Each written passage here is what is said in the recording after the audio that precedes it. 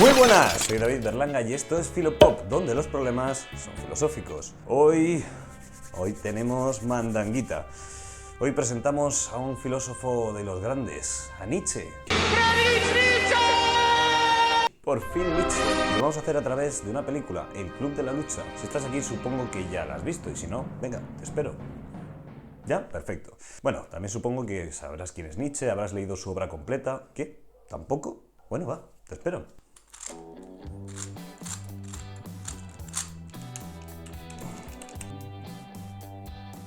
¿Ah? ¿Qué? ¿Ya? Bueno. Que solo te has leído El Crepúsculo de los ídolos. Bueno. Aunque de momento nos conformaremos con eso, sí que echaremos mano de algún que otro libro, como el ignominioso Así habló Zaratustra. ¿Preparados o no? Aprieta los esfínteres, ¡que empezamos!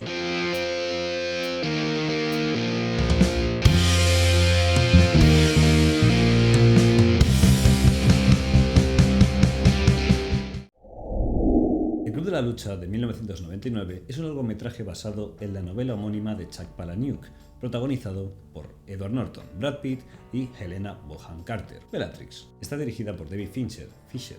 Toda la historia está narrada en primera persona por el protagonista que interpreta Edward Norton. El principal problema que nos muestra tiene que ver con un problema de insomnio y una falta de sentido existencial en todos los aspectos de su vida. Busca llenar el vacío existencial comprando en Ikea. Literalmente, este personaje está obsesionado con que su casa parezca un catálogo de muebles suecos. Además, encuentra una vía de escape acudiendo a reuniones de enfermos crónicos terminales, donde parece que el contacto con la desgracia ajena le da, por contraste, una sensación de vitalidad. Entre tanto, conocerá a Marla, con una vida disfuncional como la suya, y a Tyler, un personaje carismático al que el protagonista se siente ligado desde el principio. Tyler y el protagonista crearán el Club de la Lucha juntos, un club clandestino para individuos que buscan dar sentido a su vida apostando su integridad física, como si jugar con el peligro fuese aquello que necesitan para que su vida tenga sentido. Ahora bien, ¿qué pinta Nietzsche en todo esto?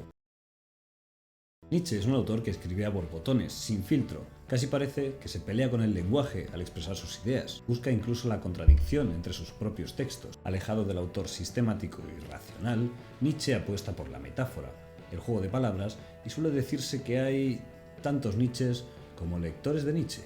A mí me comen los huevos desde Platón hasta Heidegger, pasando por Sabater, fíjate lo que te digo. Y eso sin ser contemporáneo ni nada. O sea, que me la suda todo muchísimo. Me lo creo. Así pues, Dios ha muerto. ¡Qué disparate! Pues nada, ahora sí. La figura de Nietzsche ha sido una de las más icónicas de la filosofía occidental. De hecho, puede que Nietzsche sea uno de esos autores del canon filosófico con mayor filmografía. La fascinación por sus ideas y por su propia vida ha llevado a que lo veamos interpretado en la gran pantalla varias veces, como en El día que Nietzsche lloró, Más allá del bien y del mal, o la última, en Salomé.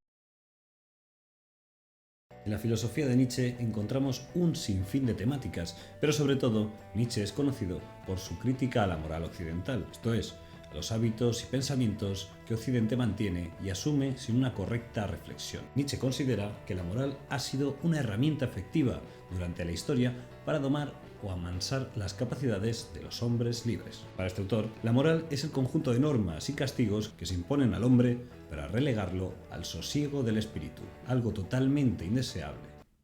Nada se nos ha vuelto más extraño que aquella inspiración de otro tiempo.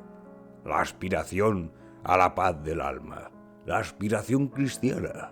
Nada nos causa menos envidia que la vaca moral y la grasosa felicidad de la buena conciencia.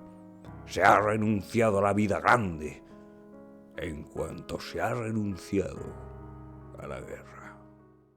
La vaca moral es ese ser apacible, lento, relegado a vivir en una granja, a engordar y a servir de alimento a sus amos, llevado al ámbito humano. ¿Qué es lo que ha arrancado la moral al ser humano para convertirlo en una vaca? Los instintos y las pasiones, toda aquella esfera humana que tenga que ver con la fuerza, la agresividad y la irracionalidad. La pregunta ¿es bueno reprimir todo esto? El protagonista de la película nos muestra que sus preocupaciones se limitan a cumplir el trabajo que no le gusta y que no le llena para conseguir dinero y comprar así objetos que definan su personalidad y vuelta a empezar. Viendo el estilo de vida resignado y apático de estos personajes, la pregunta que cabe hacerse es: ¿dónde están sus pasiones? ¿Dónde está su enfado y su agresividad? ¿Es un avance la represión de las pasiones a toda costa? Nietzsche advierte esta deriva que se encuentra en la moral occidental, la cual, nos dice, funciona como herramienta de control y represión de la humanidad. Nietzsche nos muestra, en El crepúsculo de los ídolos, cómo la moral ha sido la mejor herramienta para el control de las pasiones.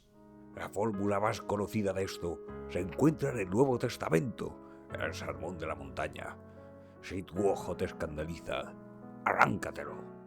La moral sirve como forma de represión de las pasiones humanas y transvalora los valores vitales, pone a los esclavos por encima de los señores. Esta es la gran crítica que Nietzsche hace al cristianismo. La moral judeocristiana es una moral de esclavos, resentidos, que unidos en grandes cantidades pueden relegar el papel de dirigentes a aquellos pocos individuos con moral de señores. En ese momento la vida deja de ser un criterio fundamental del ser humano y la moral y su represión mortifica la vida. Esa crítica es clave en la película porque, aunque no se hable de cristianismo, los valores judeocristianos se secularizaron en Occidente manteniendo sus fines. Vamos a ver, muchas de tus ideas, maneras de pensar o de actuar provienen de ahí, aunque no seas creyente. Desde la moral judeocristiana se pensaba que así se mejoraba el ser humano. Pero ¿es realmente así? Desde el comienzo de la película hasta la aparición de Tyler se muestra lo que ha provocado el triunfo de esta moral en Occidente: la decadencia.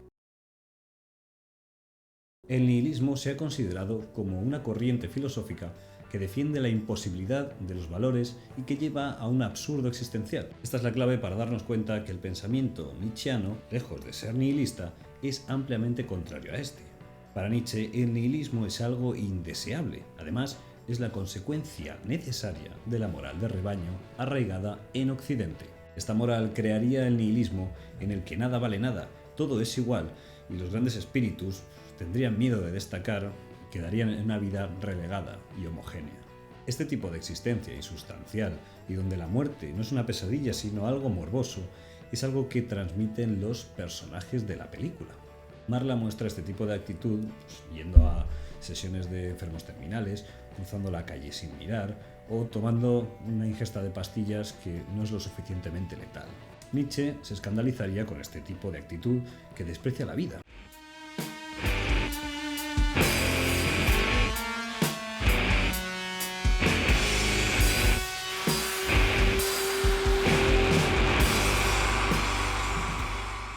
En los manuales escolares se nos plantea al autor como un vitalista. Esto no quiere decir más que el criterio con el que deben juzgarse los actos, pensamientos y valores es la propia vida. Si un acto ensancha tu vida y la hace más plena, sería un buen acto. Tal vez ese mismo acto fuese perjudicial para otro individuo, pero a ti te llena. Tal vez puede pasar al contrario, ¿eh? Un acto que amplía y llena vitalidad a alguien puede ser represor o decadente para ti. Este proceso de decadencia comienza en Occidente con Sócrates y Platón, dividiendo el mundo en dos, idea que recogerá el cristianismo y que se mantiene, de alguna manera, hasta nuestros días. Esta división pone la existencia terrenal como algo falso, despreciable e inútil en contraposición a una vida espiritual y divina. La carne es mala y el alma es lo importante. Reprima usted su cuerpo, sentimientos e impulsos, para así poder llegar a un bien supremo, trascendente e idealizado. Estas ideas son para Nietzsche aniquiladoras de la vida. Para ello, utilizará el nihilismo para acabar con el mismo nihilismo. Veámoslo. Esta paradoja se resuelve con la metáfora del martillo. No debemos confundir la filosofía martillazos con una filosofía aniquiladora, sin más, sino que el martillo indica, dando toques en los cimientos de la civilización, cuáles están huecos y cuáles son sólidos. Derribar aquello que está hueco es nihilismo activo y debe dar paso a una nueva forma de filosofar. En cambio, dejar que los cimientos se mantengan huecos hasta que caigan por sí solos es nihilismo pasivo, contra el que Nietzsche combate.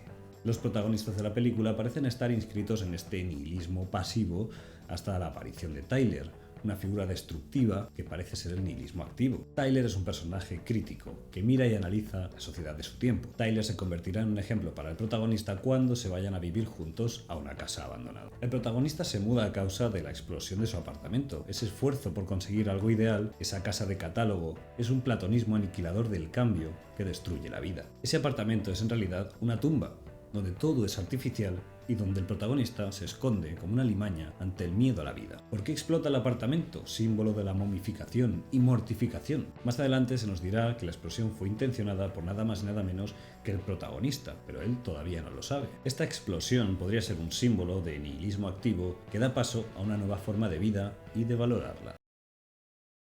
Tras un monólogo de Tyler criticando el estilo de vida occidental de finales del siglo XX, a este se le ocurre que el narrador y él deberían pelearse. Esta idea es espontánea, aparece de forma primaria en el pensamiento de Tyler. La justificación: sentirse vivos. Se encuentran en un mundo tan vacío y sin rumbo que pelearse es una forma de sentir algo. Tal vez volver a lo más primitivo del ser humano sea más sensato que mantenerse en una moral contraria a todo lo que el ser humano es. Esta idea está continuamente presente en Nietzsche. La moral de esclavos busca la paz de espíritu, mientras que la moral de señores busca la batalla, la crudeza, la dureza. Solo así pueden emerger los grandes hombres de entre la masa homogénea. Hay que luchar contra los instintos. Representa la fórmula de la decadencia.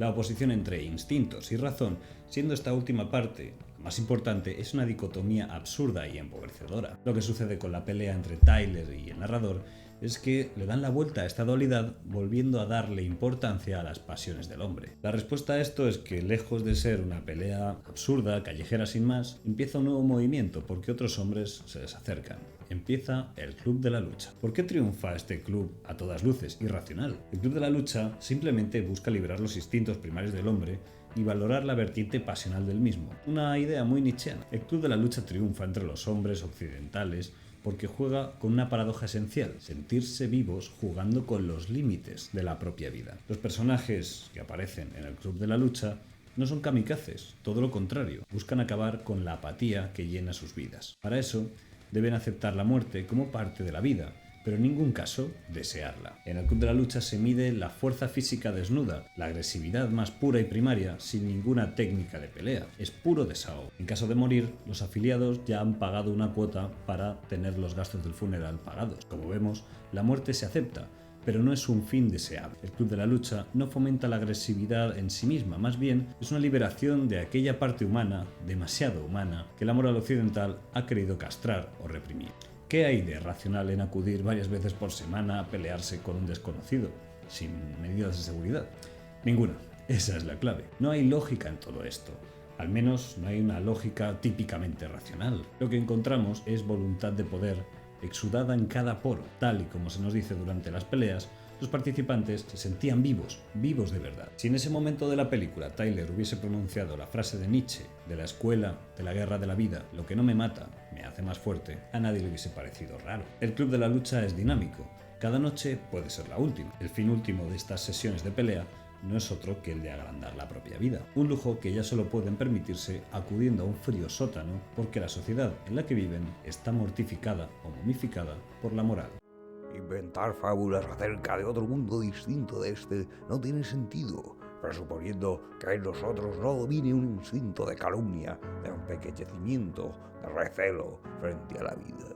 Esta moral de corte platónica es ontológicamente dualista, es decir, se basa en la necesidad de dos mundos, uno deseable, racional, y otro indeseable, lleno de pasiones y necesidades biológicas. Este dualismo o división entre dos mundos trae, como afirmará Nietzsche, consecuencias indeseables. La primera es que el ser humano deja de valorar esta vida en pos de una vida futura. Detesta la carne y las tentaciones en pos de conseguir algún tipo de bienestar futuro. ¿Qué me cabe esperar?, diría Kant. El Club de la Lucha es una reacción a este tipo de existencia cómoda y pacífica. Para Nietzsche y para Tyler, la paz, la comodidad y la tranquilidad crean hombres débiles, reprimidos y resignados.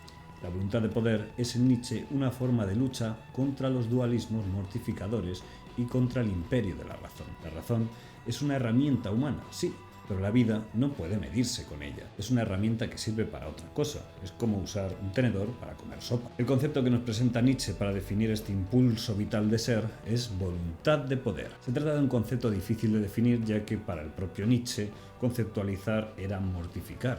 Lo vivo cambia y se mueve. La acepción más cercana que puedo daros sobre voluntad de poder es esa necesidad de ser y ser más, de querer, crear, crecer, presente en todo ser vivo de alguna u otra forma. A partir de esta idea podemos analizar el Club de la Lucha no como algo que encaje en parámetros racionales, sino más bien en una voluntad primaria, una voluntad de poder que busca inexorablemente el ensanchamiento de la misma vida. El Club de la Lucha es una de esas películas que cobran más sentido cuando la ves una segunda vez. Aparecen señales que en un primer momento pueden pasar desapercibidas. Esto mismo pasa con los aforismos nietzscheanos, el cual él mismo nos avisa que su pensamiento no se lee, sino que se rumia. Aunque apuntábamos antes que el apartamento había sido destruido por el propio protagonista, lo cierto es que en ese momento él no lo sabe. La cuestión es que el narrador y Tyler son uno y el mismo. Este último es fruto de la imaginación del narrador, pero no se percatará hasta pasados 2/3 de la película. Si narrador y Tyler son la misma persona, significa que Tyler es producto de la imaginación del narrador. Lejos de la interpretación psicologista y centrándonos en el análisis filosófico de los personajes, la pregunta ahora es, ¿qué papel juega Tyler en esta fantasía?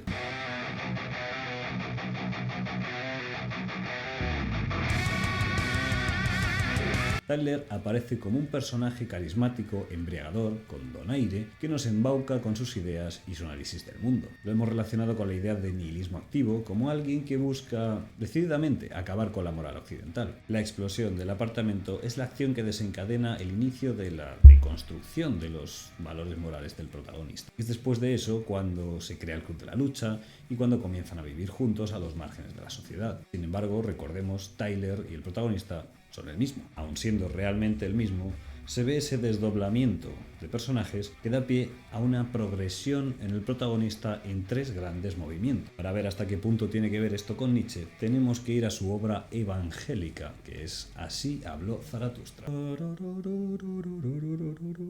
sois, cabrones? Soy Fred Nietzsche y este es Zaratustra. Dile cómo habla Zaratustra. A ver si le cae de pesica o darle de plauma. En esta obra clave aparece el advenimiento del superhombre. Sin embargo, para que esto se dé, tiene que haber una serie de transformaciones o metamorfosis en 3 niveles: el camello, el león y finalmente el niño. El camello es la representación de la resignación. Este animal es capaz de acumular y cargar toda la moral inútil y pesada a paso lento por los siglos de los siglos. Esta imagen es la del nihilismo pasivo. Tanto el narrador como Marla y el resto de hombres que aparecen en las reuniones de enfermos crónicos nos dan una visión de la vida resignada y apática. El camello suelta lastre y ya no se arrodilla, transformándose así en león. El león se representa todavía como una bestia, un animal, como un ser con la suficiente fuerza como para derribar los cimientos de la moral carcomida. Este león representa la filosofía del martillo, aquella capaz de echar abajo todo lo que no sea firme y estable. Esta idea, como se ha adelantado, se representa con Tyler. Tyler juega el papel del león en esta película.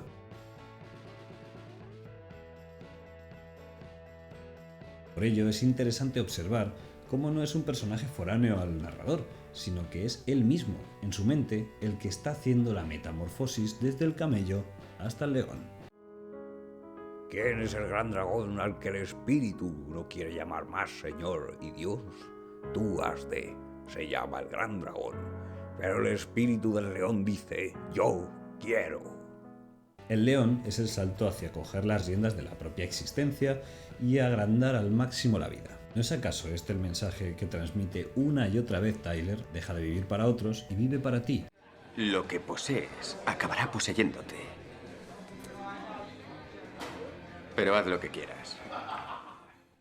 Pero la mera crítica y la destrucción en sí mismas no es una finalidad deseable, ya que eso nos abocaría al nihilismo. Por eso, el último estadio de las transformaciones es el niño. Este es capaz de correr y jugar con la propia vida, creando normas pragmáticas y destruyéndolas teniendo como criterio su propia vida, no ya entes suprasensibles ni metafísicos o dualismos que desprecian la vida. Tyler y el resto de miembros del Club de la Lucha no tienen ningún propósito vital, son zombies a los que se les ha programado para subsistir, pero no para vivir. Este salto cualitativo hacia la vitalidad se da en el niño, capaz de crear y destruir a su antojo los valores vitales. En la película, la superación se da cuando, para el narrador, consciente de su bifurcación mental entre él y Tyler, decide acabar con este. Tyler ya no es necesario, es más, es una carga, hace falta una superación. La superación es dispararse en el cráneo, con la buena suerte de que la bala le hiere pero no de muerte, pero Tyler sí ha desaparecido. Con esta metáfora visual se nos plasma cómo el narrador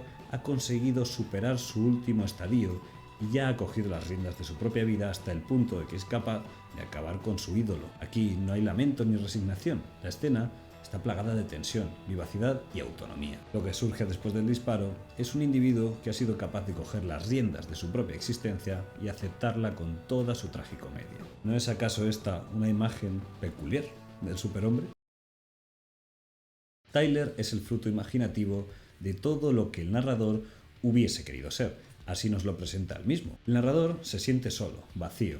Se ha resignado al papel de perdedor. La única respuesta a todo esto parece ser la alucinación de crear un alter ego con todas las características que le gustaría tener y no tiene. Esta alucinación es fruto del insomnio, se nos dice, y todo lo que hace Tyler lo hace en realidad el narrador de forma inconsciente. Lo que vemos aquí, en definitiva, no es más que la creación de un ídolo, su génesis y su ocaso.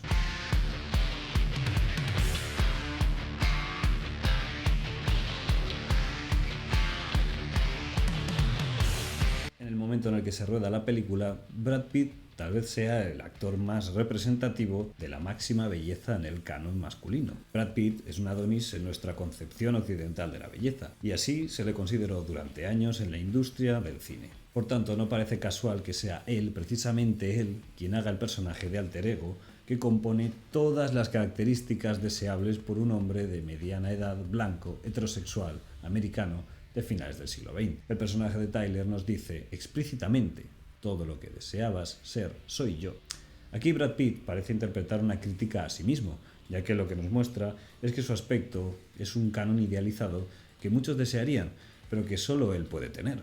Si Tyler es el conjunto de todos los deseos inalcanzables del narrador, Tyler es un ídolo. Como ídolo, es el conjunto a todo lo que aspiraría un mortal. Los dioses, nos dirá Nietzsche, acercándose a los pensadores sofistas, son creación nuestra y conjugan todo lo que nosotros no podemos ser. Tyler es el conjunto de todo lo que el narrador no puede ser o no se ha atrevido a ser. Sin embargo, como sabemos, el narrador va superándose a sí mismo hasta el punto de poder acabar con su propio ídolo de un disparo. Ya no lo necesita, no hay más ídolos a los que seguir cual rebaño, tan solo queda la propia vida, ser y ser más. Hacia el final de la película, el narrador se ha vuelto autónomo, ha conseguido ser capaz de aprender ciertos valores de Tyler y de rechazar otros que no consideraba aptos para su propia vida. Aquí la voluntad de uno debe imponerse sobre la del otro para poder seguir creciendo. Tyler muere como un ídolo de barro, como alguien que parecía sólido, pero que en realidad era una ilusión vacía. Por tanto, el martillo debe derribarlo. La crítica a los ídolos está constantemente apareciendo en la cinta. Durante la trama en la que Tyler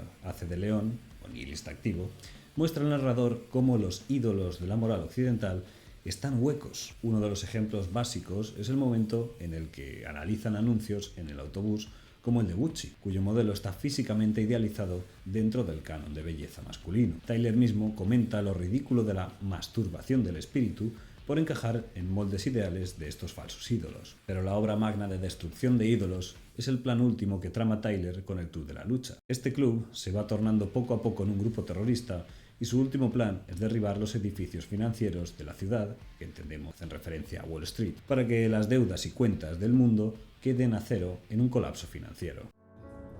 Imagino. Se cazarán alces en los bosques húmedos de los cañones que rodearán las ruinas del Rockefeller Center. Se llevarán ropas de cuero que durarán toda la vida. Se trepará por cepas gruesas como mi muñeca que envolverán el edificio Sears. Y cuando se mire hacia abajo se verán figuras machacando maíz, colocando tiras de venado en el arcén de alguna autopista abandonada. Esta idea se materializa en la última escena, donde vemos cómo los grandes rascacielos de la ciudad se vienen abajo al son de los Pixies. Pero Tyler ya no está. La transformación ha culminado y ya no es necesario el nihilismo activo porque la destrucción de los modernos ídolos se ha materializado. En ese final no sabemos cómo será el mundo que vendrá, como tampoco se nos dan pistas de lo que debe hacer el superhombre más allá de ser y ser más. Caídos todos los falsos ídolos, solo queda la vida, con una escena final que, aunque con una visión de destrucción, invita al optimismo. Marla y el protagonista se nos muestran como una especie de Adán y Eva renovados que tendrán que construir un nuevo mundo sin ídolos ni dualismos mortificadores. Un nuevo evangelio acorde a la vida humana tal y como trató de plasmar Nietzsche en Así habló Zaratustra. Hemos eliminado el mundo verdadero. ¿Qué mundo ha quedado? ¿El aparente? No. Al eliminar el mundo verdadero, hemos eliminado también el aparente.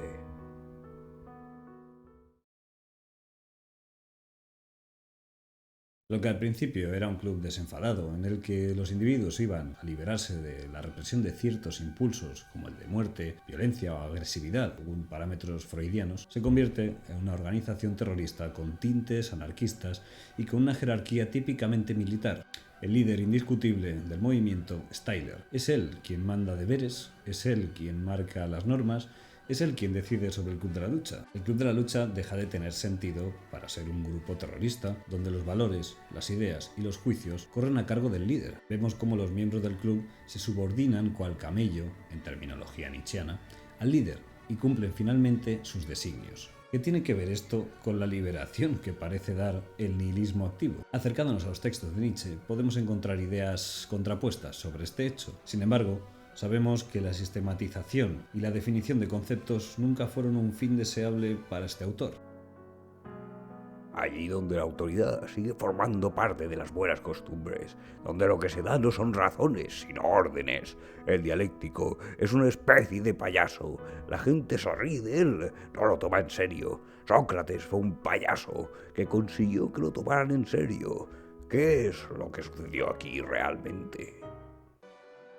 Nietzsche aquí parece referirse al choque entre moral de esclavos, que son los que se conjugan para dar razones o dialogar, en contra de aquellos seres nacidos para el liderazgo, aquellos con moral de señores, los cuales no necesitan dar razones, simplemente se imponen gracias a su naturaleza y su voluntad. Tyler, en su versión de nihilista activo, posee una moral de señor que hace que el resto de individuos se subleve a él de una forma natural por todo lo que representa, por cómo es. Sin embargo, esta adhesión acrítica a un nuevo ídolo podría ser algo que va en contra de ciertos pilares del pensamiento nietzscheano. Este autor advierte el peligro de seguir acríticamente como un rebaño a los ídolos de barro, pues pueden hacer que una gran cantidad de vidas se despeñe por el desfiladero de la existencia. La resignación e idealización es cosa del camello, en la metáfora de las tres transformaciones. Nietzsche muestra lo ridículo que es que alguien defina los parámetros de cómo debe ser el hombre. Consideramos por último lo ingenuo que supone decir el hombre debería ser de este y de aquel modo. La realidad nos muestra una fascinante riqueza de tipos, la exuberancia característica de un pródigo juego que varía de formas. Va a venir entonces cualquiera de esos aprendices de moralista que predican por las esquinas a decir ante esto: no, el hombre debe ser de otra manera. Ese necio santurrón pretende saber incluso cómo debe ser él. Fija su retrato en una pared y dice: «He aquí al hombre». Pero aunque el moralista se dirija solo al individuo y le diga: «Debes de ser de esta y de esa forma», no deja de ponerse en ridículo. Definir cómo debe ser el hombre es perjudicial en todos los sentidos. Cada individuo tiene unas inclinaciones, unas potencialidades que debe desarrollar al máximo en su propio criterio vital. Por eso, la transformación última y más alta del ser humano es la imagen del niño. El niño ríe, baila, juega, no se reprime, y todo lo que hace, lo hace para agrandar su mundo y crecer. Está ávido de mundo y de vida. La gran traición que se hace en la película al pensamiento nietzscheano es precisamente creer que el Club de la Lucha, al devenir en un grupo terrorista, es una consecuencia lógica de seguir la voluntad de poder. El malentendido de esta idea es recurrente y, por desgracia, conocida por todos. Cuando las ideas nietzscheanas, más cerca de una ética y una estética, se convierten en política, empezamos a caer en contradicciones y la razón vuelve a engendrar monstruos. Pensar que el hombre nuevo es una cuestión política es un disparate que puede generar horrores tan grandes como los que conocemos en el siglo XX. Todo grupo donde la individualidad se diluye es un atentado contra el sujeto y la vida. Por eso, el Club de la Lucha acaba siendo un grupo alejado de las coordenadas nietzscheanas, debido a que un ídolo contemporáneo dicta a una masa crítica aquello en lo que debe invertir su vida. Una lectura atenta de Nietzsche apela al lector a ser único, irrepetible, a ser capaz de ser lo máximo que pueda ser, a querer, a crear, a crecer sin medida, hasta donde cada cual pueda llegar, lejos de seguir órdenes, como el ganado, o aminorar la vida por pensamientos mortuorios que no llevan sino a la más absoluta decadencia del espíritu. ¡Chao!